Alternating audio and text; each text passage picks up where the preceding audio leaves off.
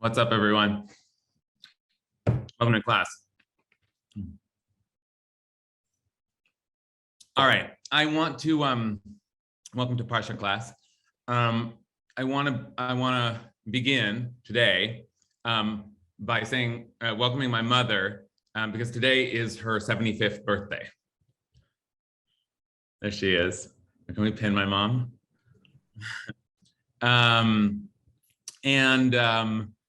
I was thinking I want to dedicate the class to my mom. And then I realized that the class that I wanted to teach was sort of like about like a kind of a weird psychosexual reading of the old Jacob story of wrestling with the angel. And so I said, oh, that's kind of an odd class to dedicate to my mom. But the truth is, I decided actually no, that's perfect because my mom is an incredible woman. She was a teacher for many years. She was also like a disability rights activist for many years. She worked in CIL, the Center for Independent Living, which is like the center of where the movie Crip Camp, like it's a documentary where it was. That's sort of what they established, and my mother became like a board member later, and she knows all those people and was involved in that work. So she was for sure a role model to me growing up. But I grew up with my father and mother divorced, and my father was very religious, and so I grew up feeling like, oh, my father's teaching me like religion, spirituality, my mother's teaching me other things. But more and more over the years, like I've come to realize that my mother really gave me a deep spiritual foundation. And sometimes I say that my life was like my father was like a chassid and my mother was like a hippie, but she was like a real old school hippie, and like that's the kind of spirituality I got from her, which was a message of. I mean, she really taught us to, like, above all, that everyone deserves to live with joy and freedom, And part of that was that, one of the things, just one example for this morning that I wanted that I think is like very my mother, is that part of that is she famously, like, really gave us, I think, a very healthy relationship to sexuality growing up, which is not an obvious thing for a parent to do, right? That's part of the Freudian analysis, right? But my mom really did. She by which I mean my brother and I really she gave us a kind of an atmosphere of no like hang-ups, no shame, no embarrassment, just natural.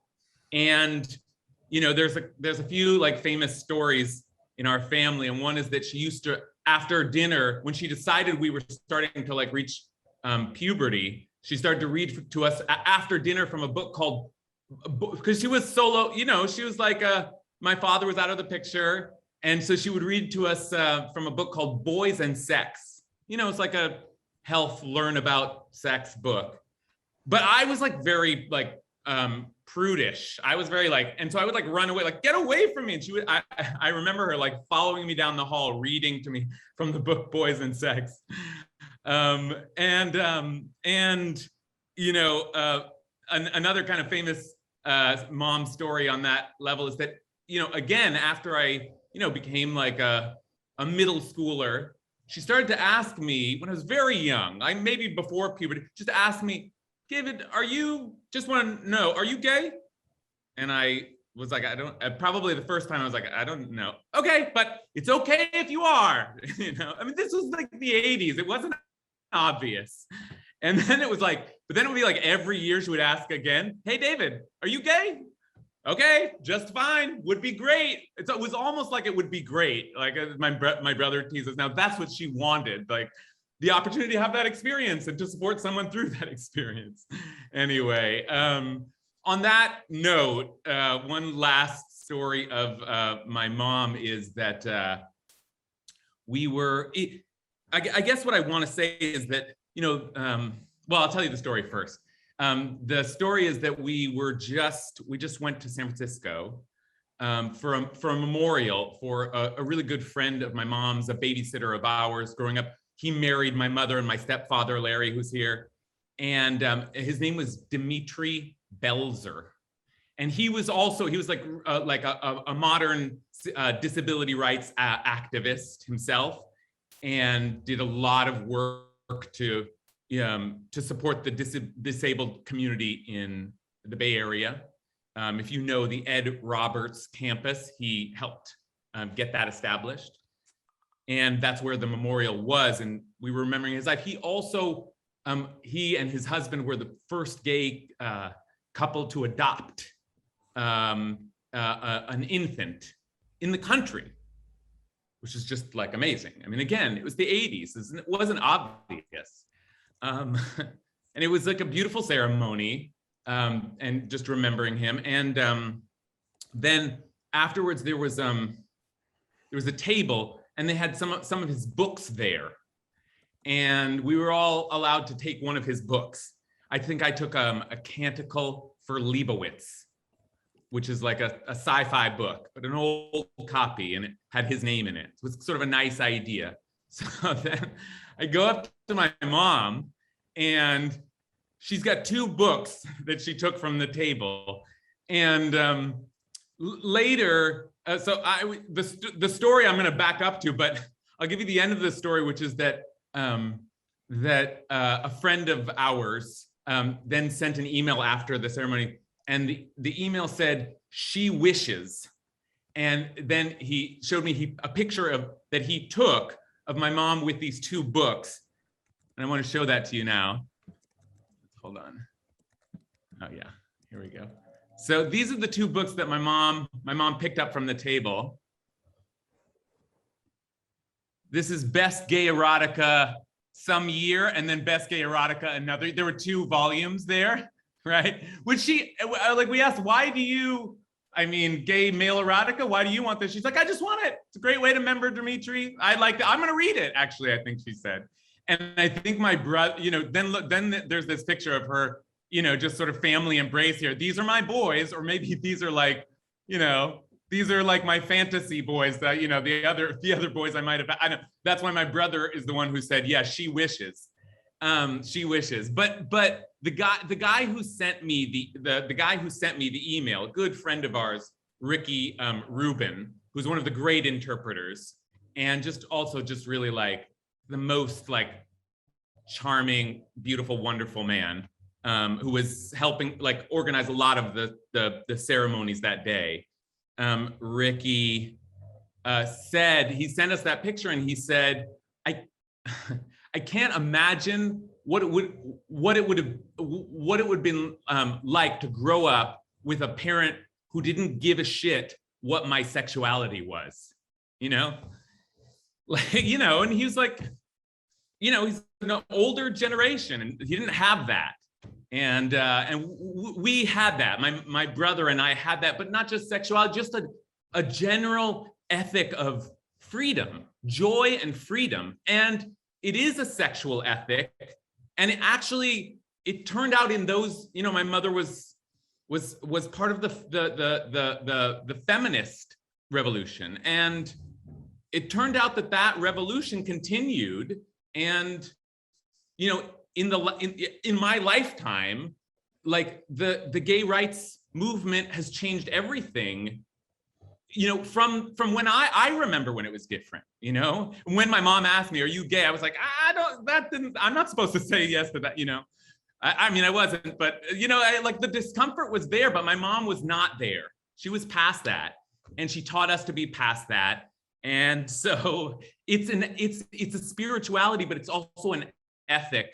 And it's an ethic of freedom, and you'll see that a lot in my brother's comedy, you know what I mean? Like and you'll see it in my mother's jokes also. And just like, she taught us to be liberated and happy above all. And so I just want to thank her for that, and just say happy birthday. I'll paraphrase Rabbi Akiva, who said that Kol sheli v'shelachem shelah. Everything that is mine and yours really is hers. Really comes from her, because if I found so much joy in this community and this form of study, and I followed that, and I knew to follow joy as a goal in life because of my mother, because of what my mother taught me. So thank you, and I love you, and happy birthday.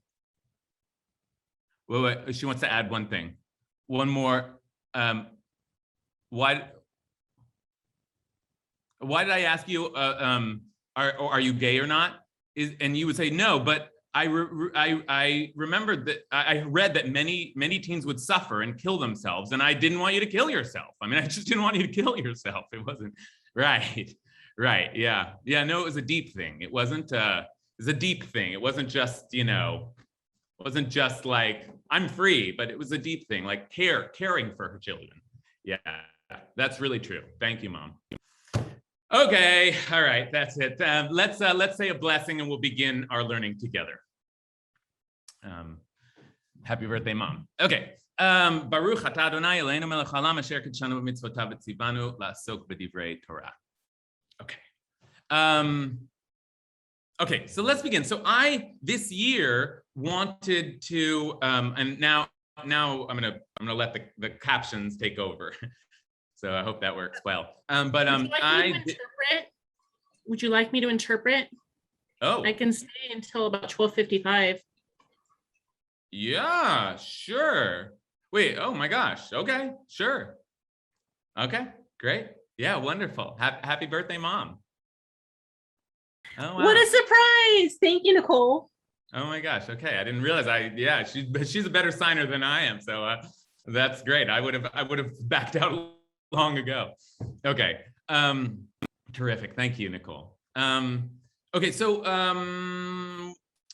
okay, the story that we're going to take a look at today is just a classic. It's one of the classics. It's one of the stories that certainly stays with me, haunts me. And it is the story of Jacob wrestling, the angel. Jacob gets his name Israel. We're called Israel. So some people say, like, oh, our essence is that we wrestle with God. I used to, like it sounds like such a modern thing to say, but that's what it is. Like, you wrestled with God and humanity, and you prevailed, right? That's like the. And I spoke about this actually in a sermon that I gave a couple of years ago. It's sort of like one read of this. Carrie, maybe if you can find it. But this sermon called on being alone and what it's like to be alone. I mean, there's so many ways to read this story. Vayevater Yaakov levado. Jacob remained alone. Vayabek ish imo. And a man wrestled with him. That's how it starts. And it's a mysterious, it sort of comes out of nowhere because Jacob is heading home after 2 decades of being kind of in exile, because really fleeing the wrath of his brother Esau. And as Esau gets wind of this, and he starts coming towards him with 400 men. It's, a big deal in those days. He had an army. And Jacob is nervous, and Jacob is freaking out, and Jacob sends part of his camp one way and part of his camp another way. And then Jacob suddenly, it seems like he sent all his camp to some kind of refuge. And then it says, Vayevater Yaakov levado. And then he remained alone. Vayavek ishimo, and a man wrestled with him. I'm hearing someone else's speaker. Can you mute if you're not me for the moment? Thank you. Okay, and okay, that's how the famous scene opens, and we could talk about it on so many levels. As I said, it's sort of the way I talked about it in that sermon was like it's a confrontation with self or something, or the way that Rashi talks about it. It's a prelude to the confrontation with Esau. This is Esau, but he's spiritually wrestling with him before he physically wrestles with him. Or as I said at the opening, no, it's about him wrestling with God, struggling with God, trying to know what God is. And all of that is true. All of those lenses are possible.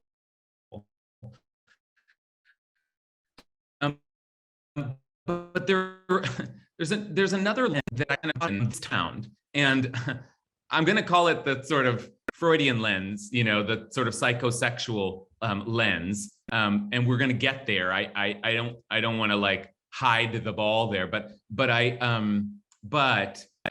the way that I got into it wasn't in thinking about it, the whole scene as some kind of sexual allegory, but specifically, I've been doing a lot of yoga since the pandemic. Like, it's a good thing to do at home, and I was doing hip exercises, and I was just thinking about the Parsha, and I was thinking, oh right, hips. There's a big thing with the hips here. I was like, oh, that's so interesting. Wrenching the hip. The angel and Jacob is not able to be defeated, but he is wounded, and he's wounded in the hip, and it happens right up front. And as I started to look into it, suddenly it felt like, wait, this is weird. Like, there's another layer here, and that's what we're going to look at today. So let's take a look at the scene, and we're going to look in particular at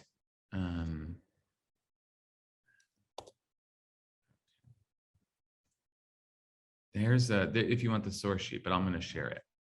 We're going to look in particular at just there's so, like, I could get lost in this scene for years, but we're going to focus just on a couple of lines, because we're going to look at the hip work, so to speak, the thigh mastery. Okay, so here's the scene. Jacob was left alone, and a man wrestled with him until the break of dawn. It doesn't say angel, it says man. And that, I think we did that class last year. How do you connect man to angel? That's an interesting midrashic journey. But then it's already in the second verse here. Vayar ki lo yacholo. And he saw that he had not prevailed against him. Vayiga b'chaf yerecho. And he literally touched him. But look at what it says in the English here. And he wrenched Jacob's hip at its socket. He wrenched Jacob's hip at its socket. Okay, and that's Vayiga. He touched b'chaf yerecho on the. Okay, but now I'm going to try and translate it as literally as I think I can. On the palm of his thigh. On the palm of his thigh, or the hand of his thigh. But I think maybe the palm of his thigh. V'teka kaf yerech, and he uprooted, or he wrenched here, the palm of his thigh. Yaakov did this when he was struggling with him. So here it is again in the English. When he saw that he had not prevailed against him, he wrenched Jacob's hip at its socket, so that the socket of his hip was strained as he wrestled with him. Okay. So they want to go hip because thigh that's a little bit of a funny word to use here. Thigh. So they were like hip. Okay, what would it mean to get injured? You had a hip injury, a thigh injury. All right. So they don't translate it directly. And look, Rashi, our most famous commentator, Rashi essentially, like, he finds a way to get it back to mean thigh. Because he's not dealing with the English. He's like, oh, that's a thigh. So he said, kolita yerach, the upper thigh bone, hatakua be kalbusit karikaf, which is sunk in the hip, is called a kaf. Why is it called? So when the bone goes into the socket, then it's called a palm, or a little cup, or a little hand, because the flesh on it has the form of the hollow part of a pot ladle, literally like a spoon, because that's the other word. Maybe that would have been the literal translation, the spoon of his thigh, the spoon, but palm of his thigh, spoon of his thigh. So that's a ladle-like shape. In other words, if you, I guess if you're fit and your thigh sculpts in, it goes in that place, but also we all just sort of bend there. That place where the thigh indents, that's where he got him. Okay, so that's the translation, and that's the Rashi giving us why it's thigh. But then I was like, first of all this emphasis, and the story goes back and talks about thigh again. This is already in the second line, and then it goes on, and there's a struggle. I will not let you go until you bless me. Tell me your name. Oh, your name is Israel. And oh my gosh, now I've seen God. And then as he goes away, it says the sun rose upon him. Vayishlach lo hashemesh. The sun rose upon him as he passed Pnuel. Kasher avar et Pnuel. V'hu tzolea al yerecho, and he was limping on his hip or on his thigh. Right? He was somehow wounded or limping or bent over or twisted up on his hip. And then this is one of the weirdest parts of the story. It sort of breezed past it, but it's just this like last little and so a little tag onto the story. Al ken lo yochlu bnei Yisrael et gida nashe. And that's why the children of Israel to this day do not eat the thigh muscle that is on the socket of the hip. I think if you biblical critics that are out there, this is the kind of verse that looks to you like, oh, they put this in after, because it says to this day, like it's like reflecting backwards. But anyway, the Torah sometimes speaks in that way, one way or another. So they don't eat the thigh muscle, and on the socket of the hip, since Jacob's hip socket was wrenched at the thigh muscle. So like that's especially weird. Like it's the thigh, and he's limping on his thigh. It's like, it's this great thing. He gets his new name, and he gets a whole, it's one of the great spiritual encounter images in our tradition, full of struggle and yet triumph, and then it's all about this. In the end, he walks away with this thigh injury, and it stays with him. He's limping on it, and there's a mitzvah to commemorate that.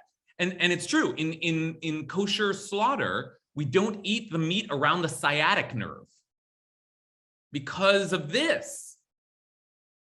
It's part of kosher slaughter. It's like, that's weird. Like, that's crazy. What is going on here?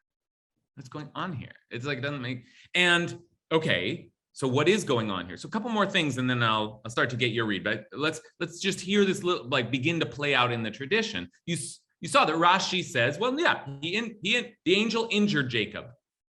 The man injured Jacob in his thigh, and then maybe his hip did come out.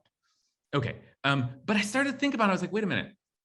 It just seems a little funny that the thigh is so central here. And then I thought, well, there's another weird usage of a thigh. In fact, the first usage of a thigh, this seems like a funny thing to say, but the first usage of a thigh in the Torah is back several chapters. Anyone know what it is? When Abraham has his servants swear that he'll complete his mission to go and get a wife for Isaac. And there's a very, very weird, it happens a couple times in the Torah, a very weird little ritual here where he has, Abraham was old, advanced in years, and the Eternal had blessed Abraham in all things. And Abraham said to the senior servant of his household, who had charge of all that he owned, put your hand under my thigh. There it is, that same word. Now it's being translated as thigh, because now that makes more sense. Simna yadcha tachat yerechi. Put your hand under my thigh. Vashviacha, and I will make you swear b'Hashem, by the Lord, by God. That's like, what? Elohei Hashemayim, Ve'Elohei Haaretz, and all this flourish, the God of heaven, the God of the earth, and make you swear that you're not going to take a wife for my son from the daughters of the Canaanites among whom I dwell. Now that also seems significant, right? And it's like talking about his lineage, his descendants, who his son, dare I say, will mate with. And what is it? He puts his hand under his thigh. So there are various interpretations of that, including an Ibn Ezra's suggestion that, oh, that's the way I've seen this, and they still do it like this in India, I think he says, nowadays. Like, he was a traveler, and it's like, no, there's a thing where you put your hand under someone's thigh to swear, and that's like, just, handshakes themselves are a little arbitrary, but I don't know. oh. But then Rashi, the same person who told us that the angel hit Jacob on the outside of his side, look at what Rashi says here. Rashi says and reveals to us, I think, what is a kind of a subtext, or the rabbis think so. Abraham has him swear under his thigh because whoever takes an oath must put his hand on some sacred object. We still do this, right? Swearing on a Bible kind of thing, such as a Torah scroll or tefillin. Okay, fine. That's a quote from the Talmud. As circumcision was the first commandment given to him and became his only through much pain, it consequently was dear to him. And therefore he selected this as the object upon which to take the oath.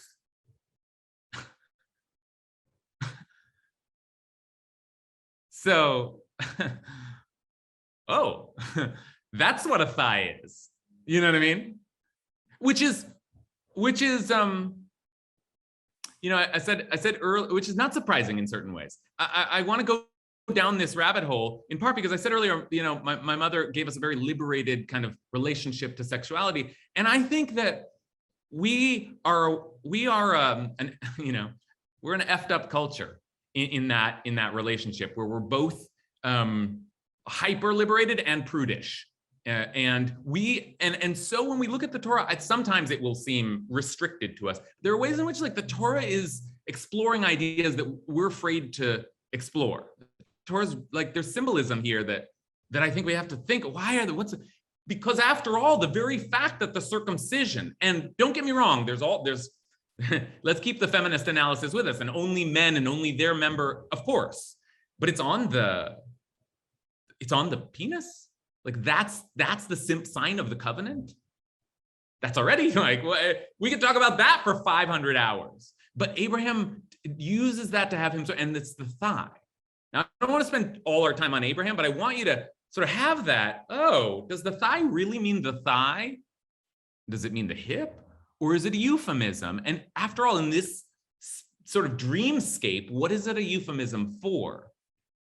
And let me just, I've now suggested. Let me just prove it to you. Okay, I think I'll just prove it to you. How about that? Which is that later on, we see, when they go down to Egypt, we see them described, all the persons belonging to Jacob who came to Egypt. Kol hanefesh haba Yaakov, not belonging, but like with Jacob, Mitzrayma, Yotzei Yerecho, the issue of his loins. Here, the translation that would be best as loins, but it's the same word. Those who came out of his thigh,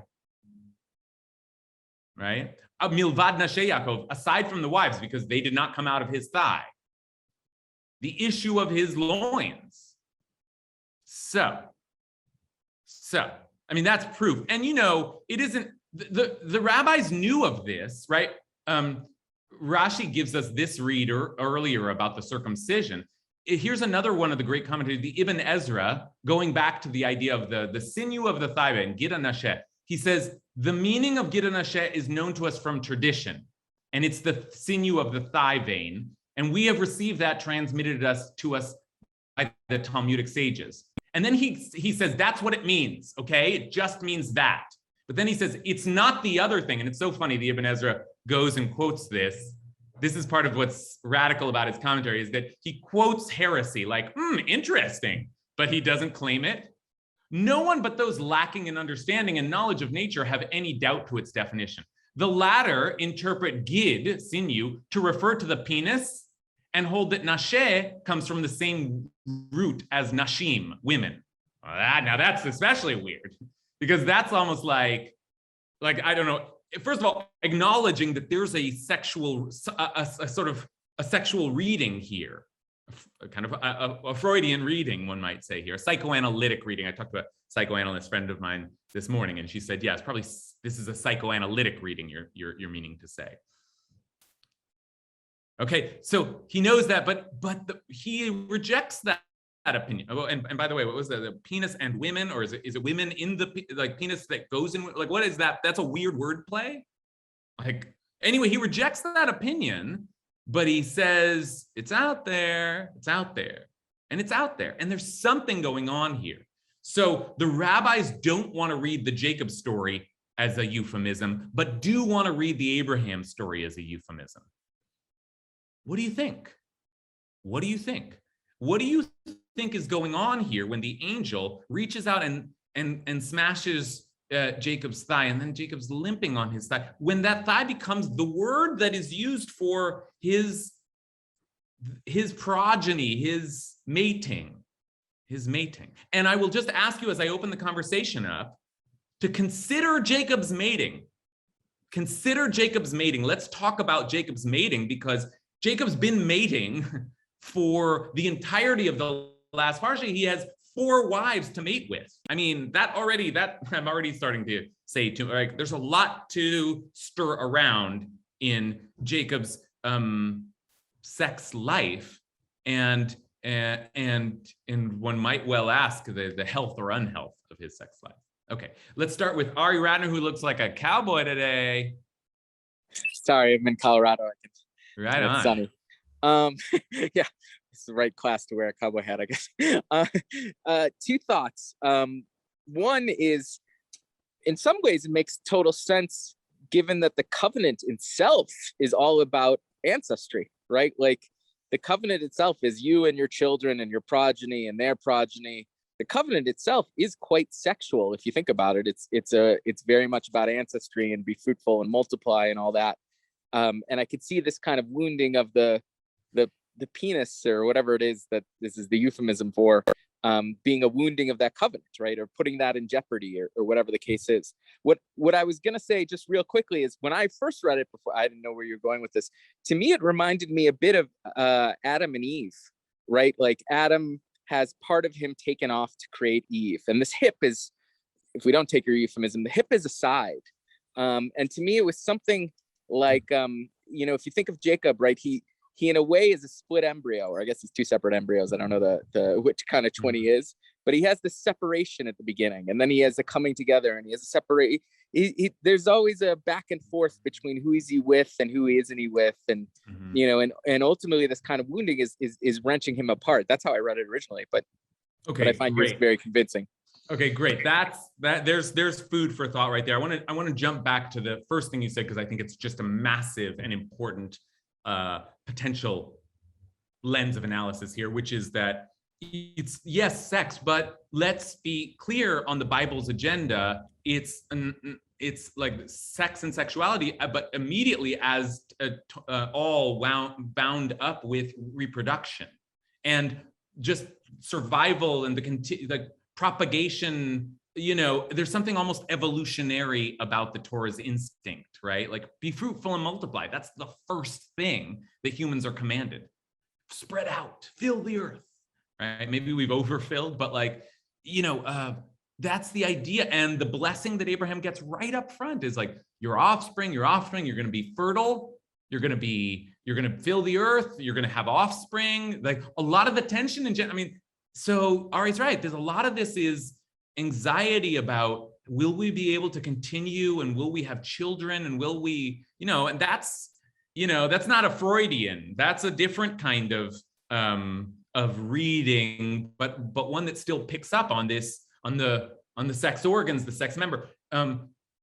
Now, so then let's think about then what that would mean, that Jacob's was potentially damaged. Ari's description was almost like, well, just be careful. I mean, you actually don't want to ruin it down, but he's already had all his kids, all of them. He'll never have more kids.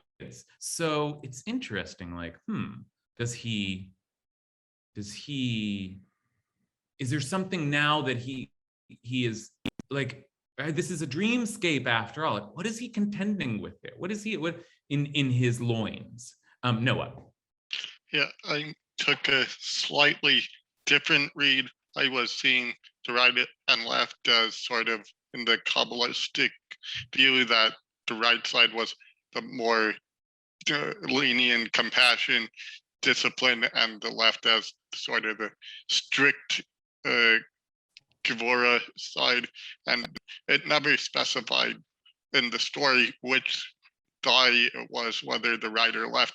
So on the reading, if it was the right side, maybe it was to a wound to his compassion, that he was so hesitant to give compassion to Esau. Maybe this finally allowed him to see Esau as an actual person and not as an enemy.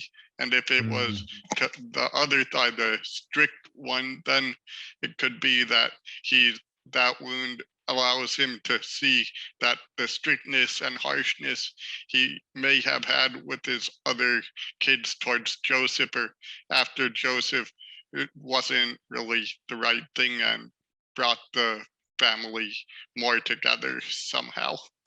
Yeah. Okay. So what Noah is doing is offering us another mode of interpretation, which is the Kabbalistic framework, in which there are kind of primal virtues, values, manifestations of divinity. And sometimes we map those virtues onto certain characters, like Abraham was chesed, kindness.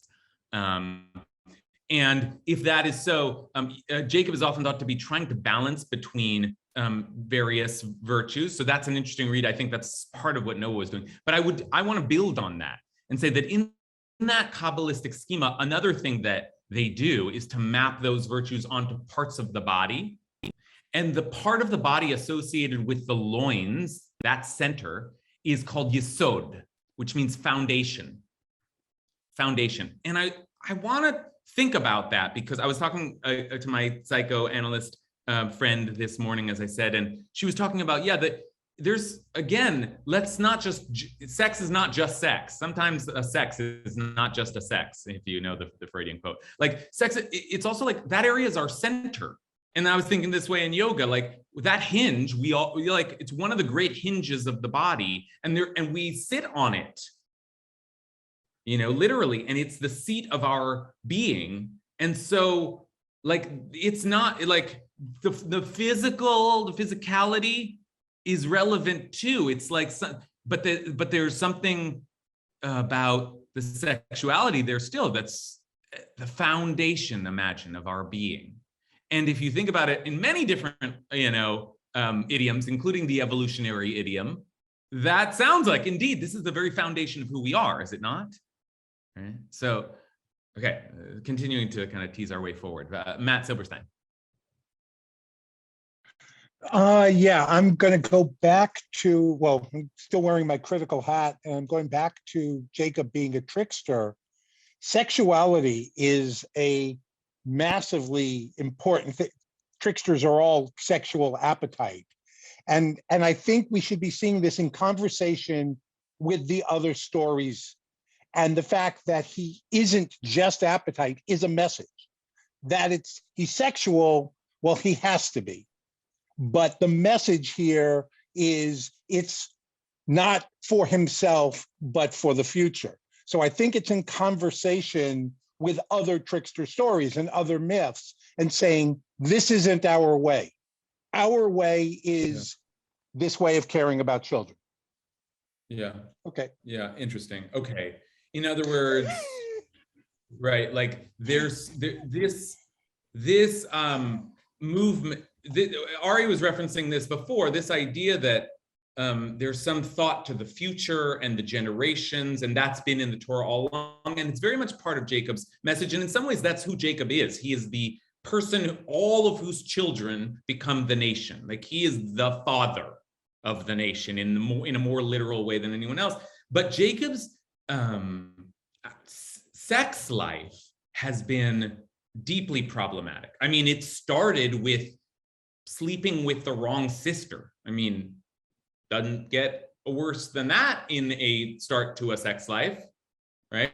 Like that is about as bad a start as you can go. And then step 2, marry the other sister as well. Okay, now things are really off the rails.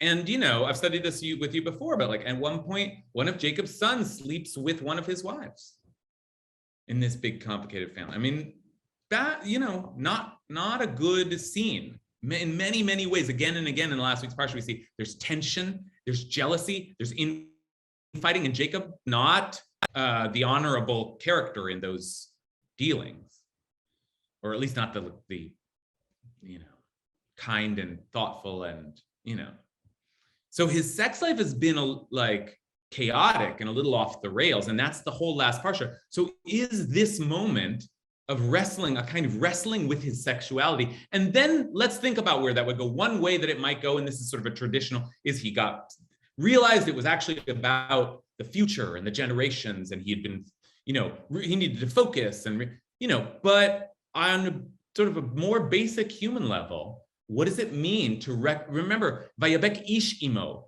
a man wrestled with him. What does it mean to wrestle with his manhood? What does it mean to be a man in this context, in this region? And have I done it right?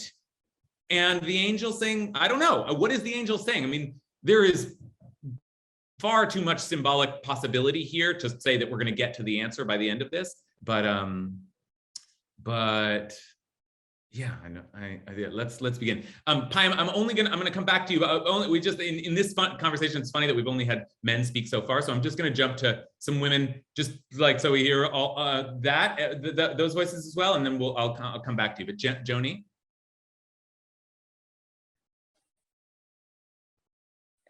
Thank you. It seems I'm in the library, so forgive me if I'm whispering. For everything that you're saying, I get it. And yet there is something that Jacob has that he's able to make a demand at the end of all of it. He says, I want your blessing. So there's something about esteem. There's something about a differentness of who he went to sleep as and who he's waking up as, and that this request has an outcome. He's renamed. So I'm hoping perhaps you could help me with that. Wow. Thank you. Thank you, Joni. So few words, but so cutting. That's so incisive. Those questions. I don't know fully how to answer them, but I was really struck by your phrase, who he went to sleep as and who he woke up as, because this dream takes place at night, and night is the time when Jacob has like chaos. Like Jacob is out in the fields for most of the day, and then he comes home, and there are scenes where his wife is like, I purchased you for the night I got rights to you for the night. And that very first night, right, where he goes to sleep with who does he think he's going to sleep with, and then who does he wake up with? And now he's on his own. But what is it for him to enter into the shadow side, the night realm of himself? What goes on, after work hours, after dark? And that's also a way to think about this. I have to share with you. I was hoping we'd be able to get to this, and this is really, I've searched around the commentaries, and this is the most beautiful one that I found. Just the connection here is so like explosive and electric here. It's the Rashbam, Rabbi Shmuel ben Meir of France, Rashi's grandson, and the Rashbam, so medieval French rabbi, and he picks up on the phrase, right? Jacob was, and we haven't talked about this that much, limping as he went away. He had this injury, limping on that yerech. And look at what he says here, and makes the same kind of observation about the day and the night, the light and the dark. Look at this. Now that the sun was shining, so he was limping on his hip, and it says, let me just go back to the top so we have the verse in our visage. The sun rose upon him as he passed Penuel, and he was limping on his hip.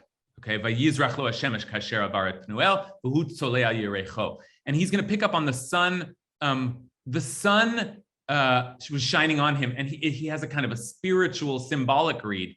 Now that the sun was shining, he realized he was walking with a limp, a belated discovery, as in like the light shone on him, and he understood what had happened. It's physical, it's a physical description, but there's something about illumination here. And then he says, look at this, kamo, just as when he discovered that he had spent a night in bed with Leah, thinking she was Rachel. right? And that scene also, it was morning, Vahine, Leah, and behold, Leah was there. That's whoa, you know, and that's always seemed strange. Did he really not know, or is it the morning of waking up and realizing, like, whoa, what did I just do?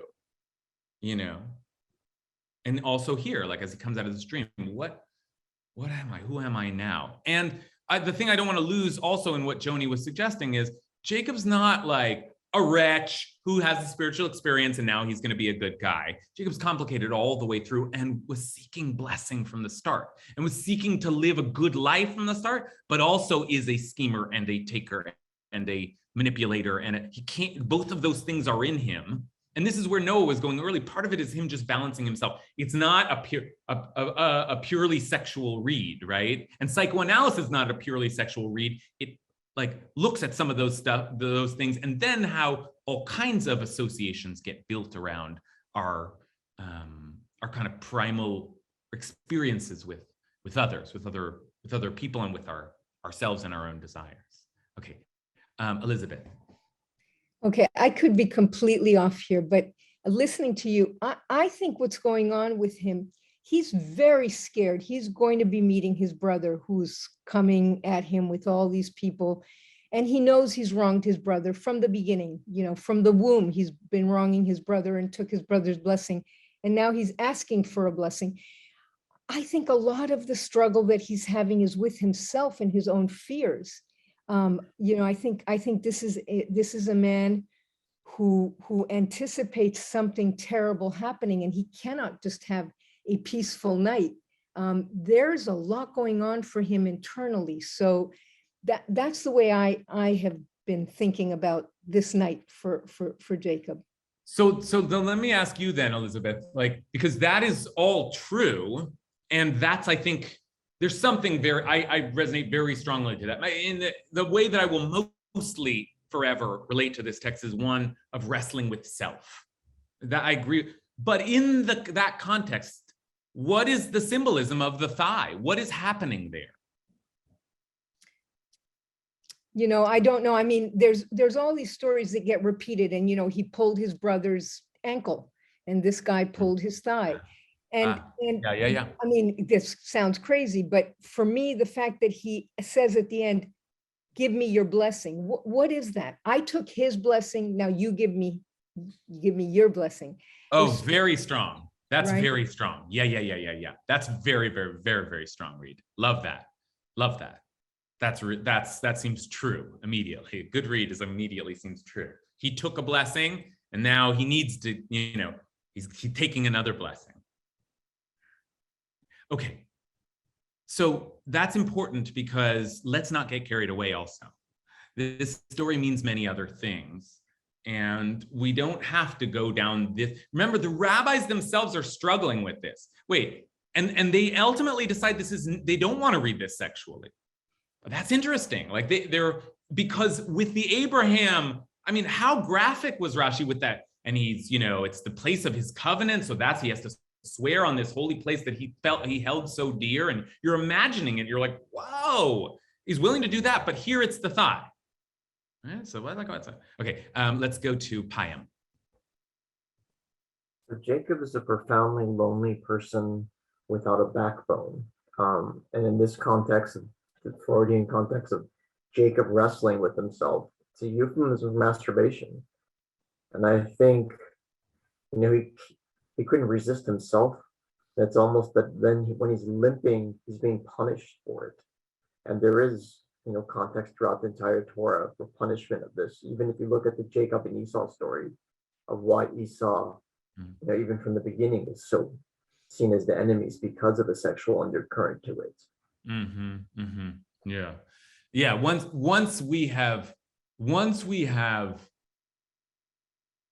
mean, that's part of what's like unstable about this kind of analysis. Once we've begun to suggest a sexual reading, psychosexual reading, then it's like, what would his sexuality be? How would we even begin to think about that? What, you know, there's a really important book from the Orthodox world called Wrestling with God and Man by Rabbi Steve Greenberg, where he talks about, he who is an openly gay Orthodox rabbi, talks about, just the laws and literature that speak to the presence of homosexuality in gay male homosexuality, especially in the tradition. And the cover of that book is Jacob wrestling with the angel, wrestling with God and man. And there's like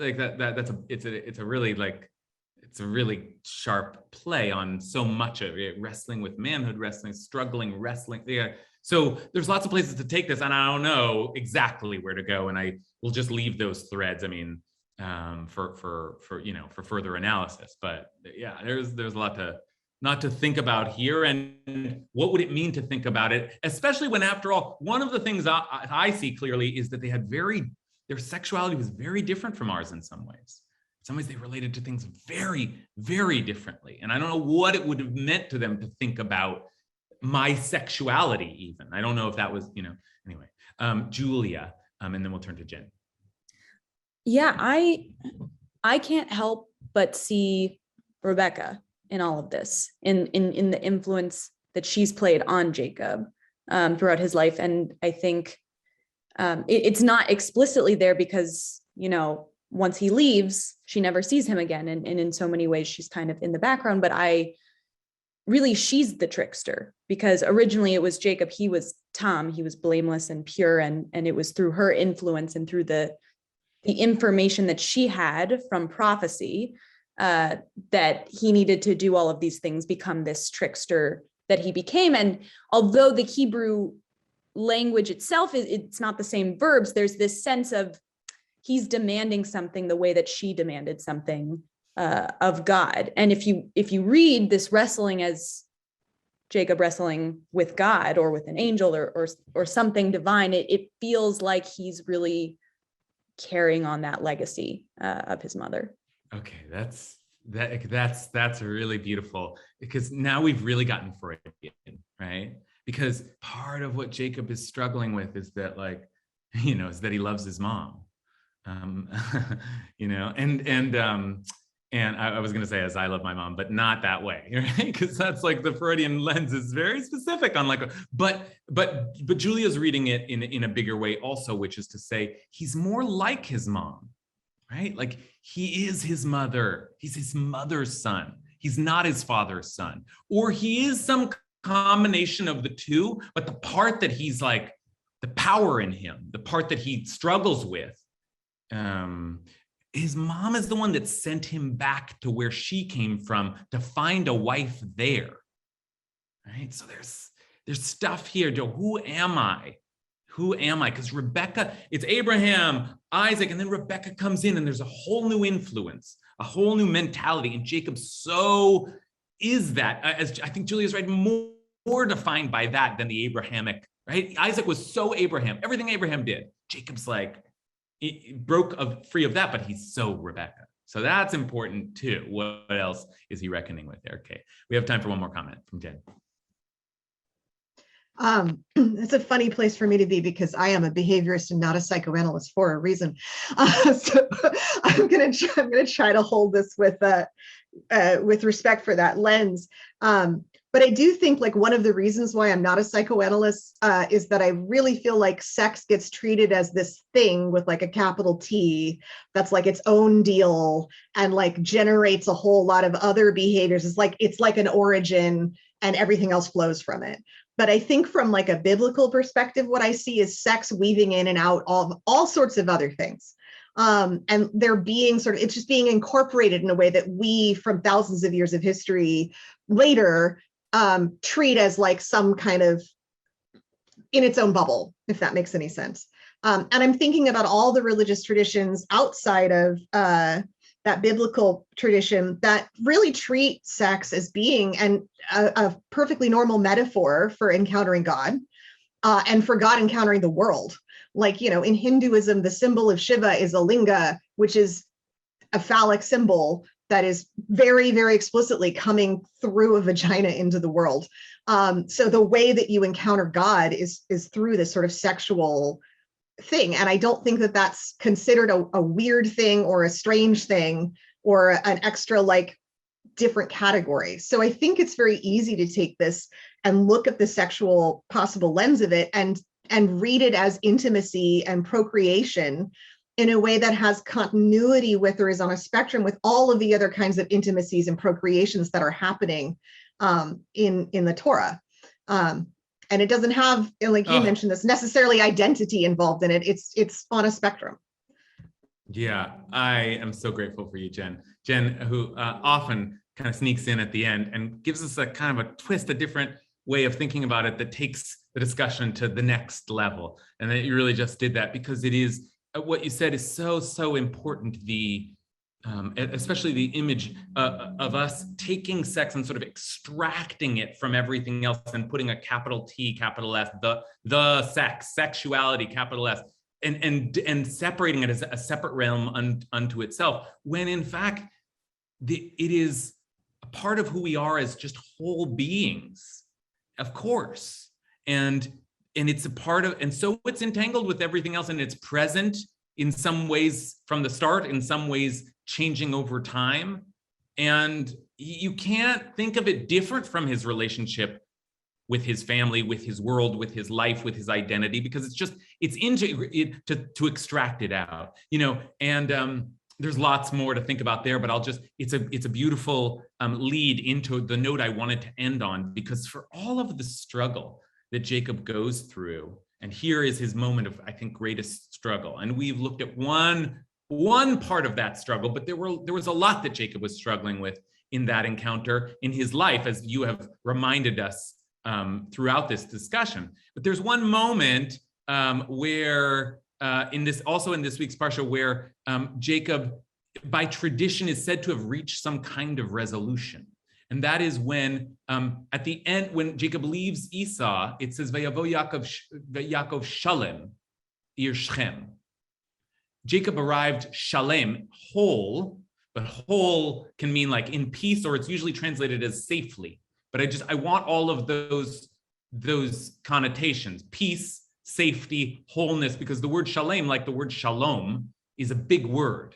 So Jacob arrived whole, and our tradition notes this big word and seizes upon it. And here's Rashi one more time. Rashi, right, who told us initially it was like the inner thigh, just gave us a more technical definition of what it was. The same voice who told us that Abraham's thigh, though, was a euphemism. And the language here is just, it's just suggestive enough to me.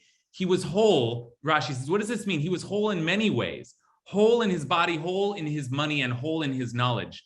Whole in his body, shalem begufo, because he was healed from his limp. Shenitrape mitzalato.